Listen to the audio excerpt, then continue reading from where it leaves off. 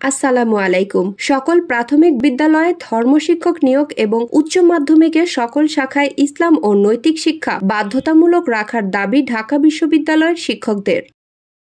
9 September 2025 শুক্রবার সকালে ঢাকা বিশ্ববিদ্যালয়ের শিক্ষকদের উদ্যোগে কাটাবন মসজিদের হলরুমে সংকট আবর্তে ইসলাম শিক্ষা উত্তরণ কর্মকৌশল বিষয় আলোচনা সভায় প্রফেসর ডক্টর মুজাম্মেল হকের সভাপতিত্বে উপাধ্যক্ষ মোহাম্মদ আব্দুর রহমানের সঞ্চালনায় আলোচনা সভা অনুষ্ঠিত হয়। উক্ত সভায় প্রধান অতিথি হিসেবে উপস্থিত ছিলেন প্রফেসর আতাউর রহমান বিশ্বাস। আলোচনা করেন professor doctor Fakhruddin, doctor Kutubuddin Bakhtiar, professor doctor Abu Sayem, professor doctor Mohammad Zahirul Islam, doctor Omar Faruk, doctor Abul Kalam Azad, doctor Abul Bashar. বক্তাগণ বলেন, বাংলাদেশ একটি ধর্মপ্রাণ মানুষের দেশ। এদেশের রাষ্ট্রধর্ম ইসলাম, সংখ্যাগরিষ্ঠ মুসলিম নাগরিকের ধর্ম ইসলাম, অন্যান্য ধর্মের নাগরিকগণও ধর্মপ্রাণ। কিন্তু রাষ্ট্রের নাগরিক ও নতুন প্রজন্মের জন্য জাতীয় শিক্ষানীতি ও ব্যবস্থায় শিক্ষার কোন স্তরেই ইসলাম ও নৈতিক শিক্ষার গুরুত্ব ও আবশ্যিকভাবে পঠন পাঠনের ব্যবস্থা নেই। নাগরিকগণ ধর্ম শিক্ষায়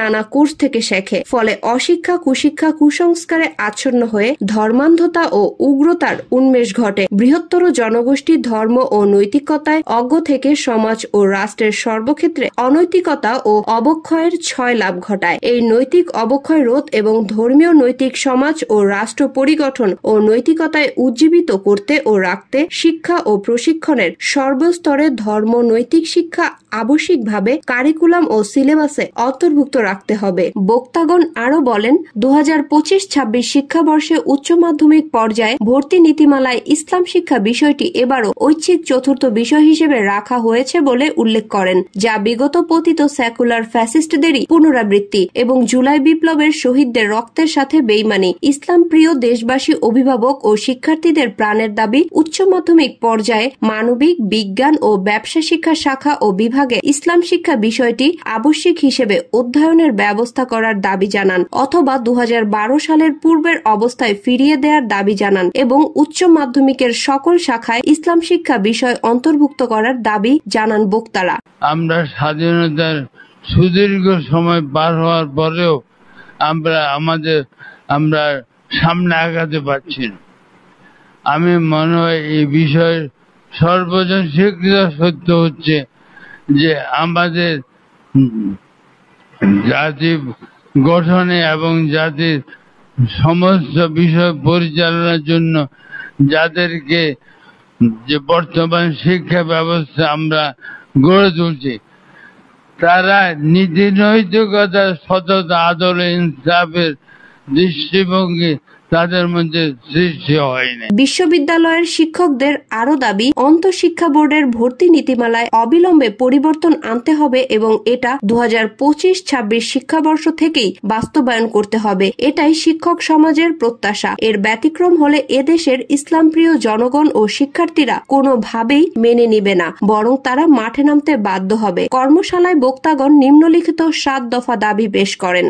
প্রাক প্রাথমিক শ্রেণী থেকে প্রাথমিক, মাধ্যমিক ও উচ্চ মাধ্যমিক স্তরে মানবিক, বিজ্ঞান ও ব্যবসা শাখায় ইসলাম ও নৈতিক শিক্ষা বাধ্যতামূলক ও সিলেবাসে অন্তর্ভুক্ত করতে হবে। স্নাতক পাশ কোর্স, স্নাতক অনার্স ও স্নাতকোত্তর স্তরের সকল বিষয়, সাবজেক্ট, ডিসিপ্লিন এবং প্রোগ্রামে তথা কলা, বিজ্ঞান, ব্যবসা, মেডিকেল ও প্রযুক্তিগত সকল কোর্স ও ডিসিপ্লিনে ইসলাম ও নৈতিক শিক্ষায় ন্যূনতম 100 নম্বরের একটি বিষয় আবশ্যিকভাবে সিলেবাসে অন্তর্ভুক্ত করতে হবে। সকল কলেজ ও বিশ্ববিদ্যালয়ে ইসলামী স্টাডিজ বিষয় ও বিভাগ খুলতে হবে। বিজ্ঞান প্রযুক্তি, মেডিকেল, প্যারামেডিকেল, কারিগরি বিশ্ববিদ্যালয়ের প্রত্যেক ডিসিপ্লিনে 100 নম্বরের ইসলাম ও নৈতিক শিক্ষা আবশ্যিক করতে হবে। প্রশাসন, বিচার বিভাগ, শিক্ষা, প্রশিক্ষণ, ইন সার্ভিস প্রশিক্ষণ এবং সামরিক, নৌবাহিনী, বিমান বাহিনী, পুলিশ বাহিনী সহ সকল ক্ষেত্রে ন্যূনতম 100 নম্বরের ইসলাম ও নৈতিক শিক্ষা আবশ্যিক করতে হবে।